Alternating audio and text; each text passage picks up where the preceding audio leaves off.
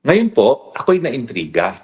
Kasi nga, bagamat tingin ko talagang fake news yung nangyari na merong nag-post sa internet na kung ano yung karamdaman ni Marcos Jr.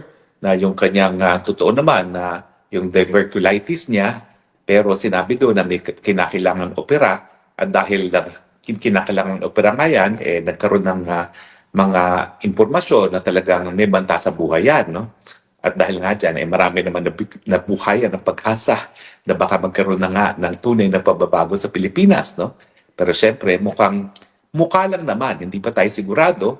Mukha namang wala ratang basihan yung ating bagong pag-asa kasi biglang sumipot muli sa Malacanang si Marcos Jr. Bagamat hindi pa natin alam kung ito ay kasaysayan na nauulit lamang o katotohanan. Anong sinasabi ko dyan? Ano ibig sabihin ko? Alam nyo, bago mapasipa at sinuka ng Pilipino, si Marcos Sr., yung diktador na ama ni Marcos Jr., yung bangag na kleptomania, siya rin ay nagkaroon ng napakaseryosong karamdaman. Para sa mga kabataan na hindi na nakakaalam nito, ang karamdaman niya noon ay lupus at ito ay life-threatening. Tapos dahil nga sa lupus, nagkaroon siya ng kidney failure at dahil sa kidney failure, nagkaroon din siya ng komplikasyon na sakit sa puso. Now, itinago yan ni Marcos Jr. sa taong bayan. Bakit? Unang-una, para nga hindi mawala ng tiwala sa kanya mga Amerikano, yung numero uno niyang backers. No? Alam naman natin na kaya talagang nanatili si Marcos Sr. sa pwesto ng 20 taon ay dahil sa walang kupas na suporta ng mga Amerikano sa kanya until lumabot sa punto na talagang alam ng mga Amerikano baka pati ang Pilipino ay magalit sa Amerika kung patuloy nilang susuportahan itong si Marcos Sr.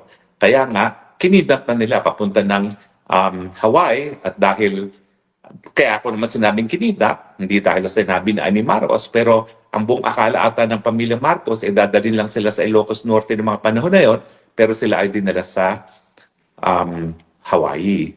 Kaya nga itong si Marcos Jr. parang gumaganti sa kasaysayan, kinidnap din si Tatay Digong at pinadala naman sa dahig.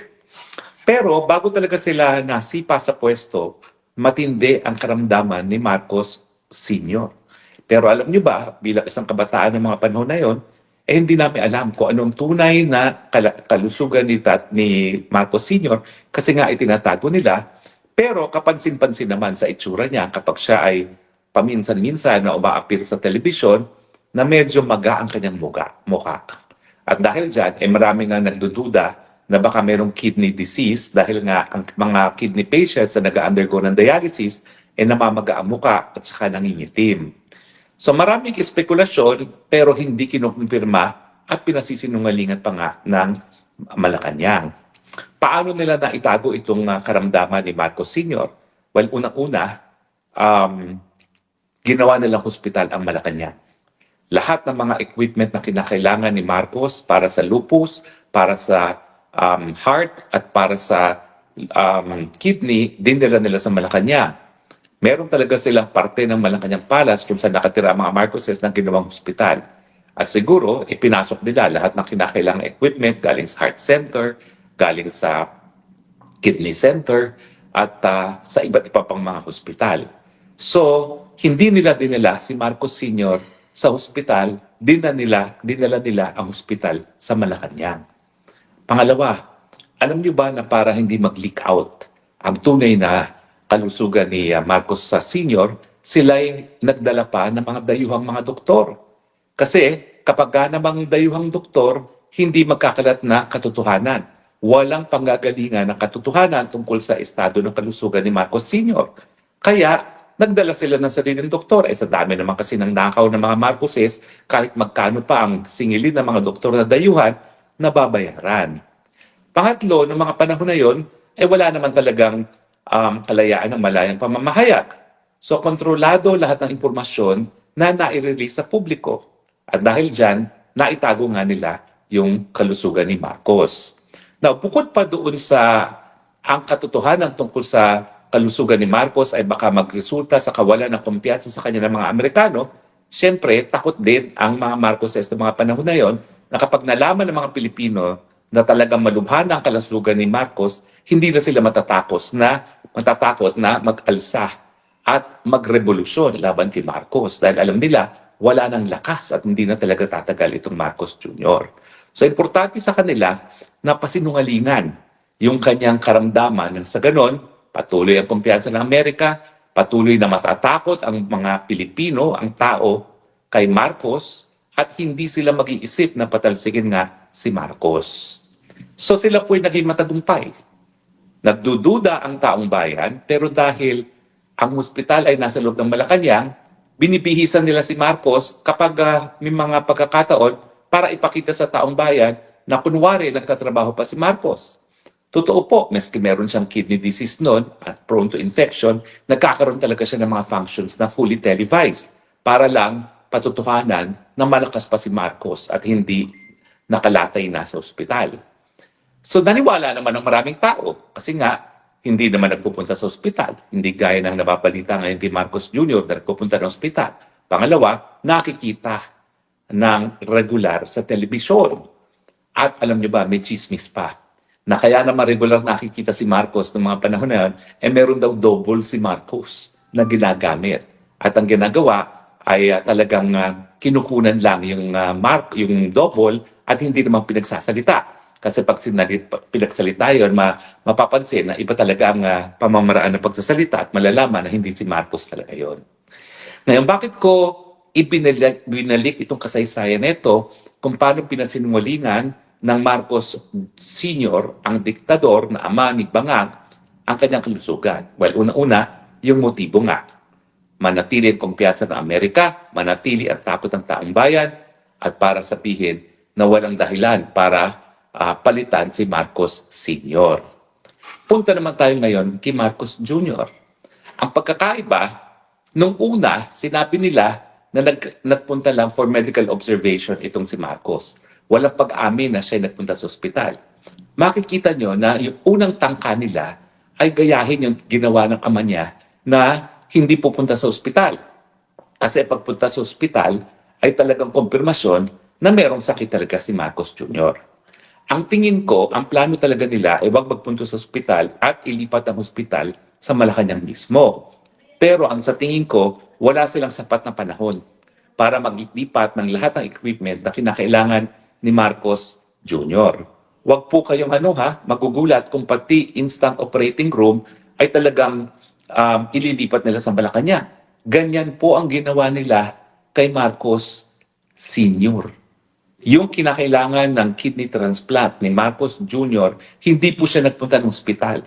At pati ang Bangag, ang Marcos Jr. na nag-donate ng kidney, ang balita, dyan po sa Malacanang ginawa yan. So kayang-kaya nila bumuo ng isang operating room sa loob mismo ng Malacanang.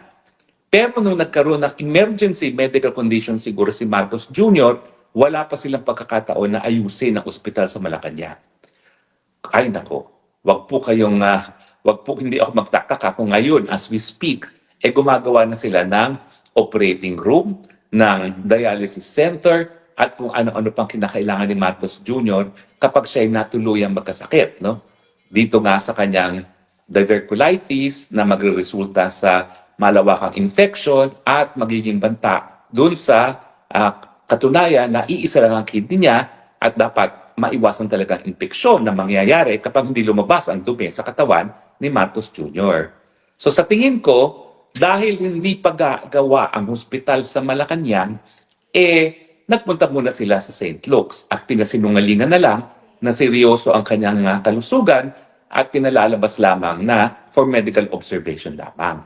Pero meron po talagang tangka na gayahin ang ginawa ni Marcos Jr. At sa tingin ko, while we speak, walang kaduda-duda, gumagawa na sila ng ospital kasama ang operating room dyan sa loob ng Malacanang para paghandaan yung darating na panahon na baka kakailanganin na nga ni Marcos Jr. na operasyon. Pag siya po'y nag-operasyon, hindi po yan mag-aanunsyo. Kasi alam nila na kapag nag-operasyon, delikado yung kanyang diverculitis.